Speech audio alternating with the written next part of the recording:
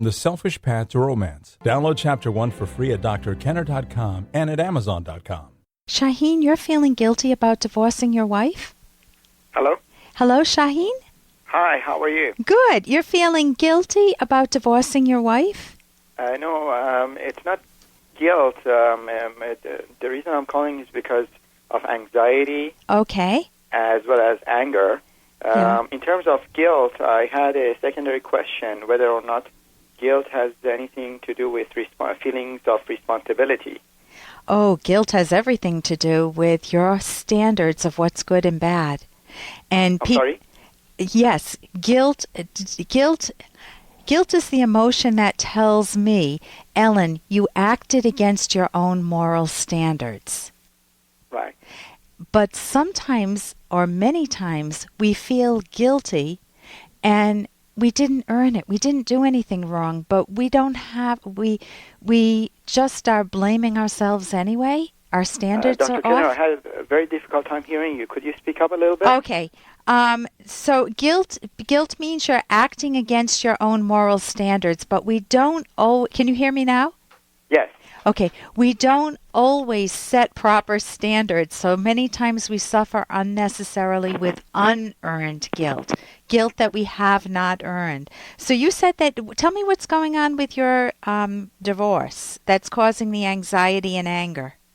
Well, the anger is because I found out that this was a pre-existing condition. Okay, the pre-existing condition is what? Basically, after I took my wife to the doctor and then the hospital, they went through a variety of tests, and then they diagnosed her with MS, multiple sclerosis. Okay, so she has MS. How long have you been married? We've been married for about, our separation was in April of last year. Yeah. But we got married actually June of 2008. So you were married for how long? We were married for about,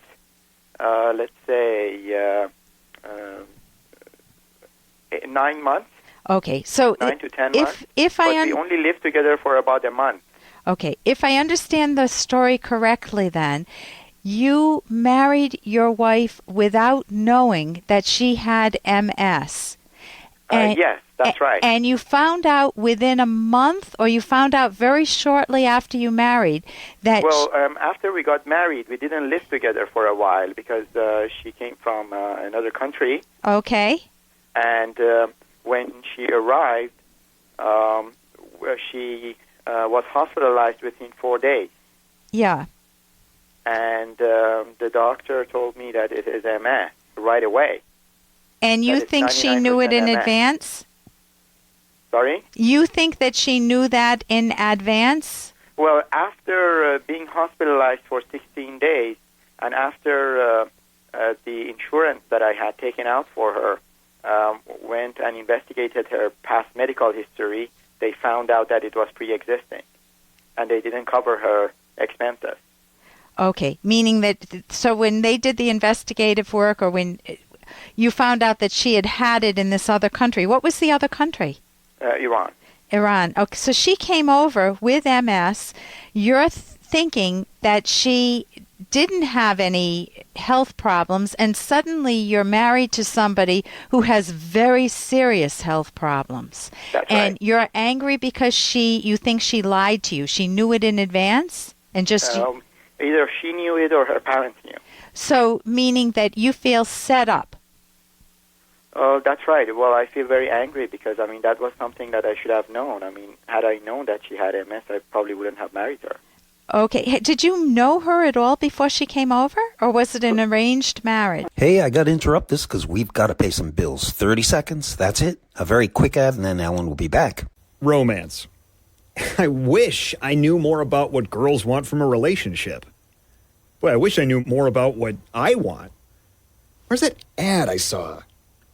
Here it is. The Selfish Path to Romance, a serious romance guidebook. Download Chapter 1 for free at selfishromance.com and buy it at amazon.com. The Selfish Path to Romance. That is interesting. Okay. Did you know her at all before she came over, or was it an arranged marriage? Well, it was. I did my best to get to know her. Yeah. By email or how? Well, also by spending about a month with her. Okay, over in Iran? Or That's right. Okay. And nothing came out then about health problems? Well, the only thing that I saw in her was some sleeplessness or insomnia. I didn't know which it was, which that was, but I didn't make too much out of it. Yeah. So what would you like some help with? Sorry? What would you like me to help you with?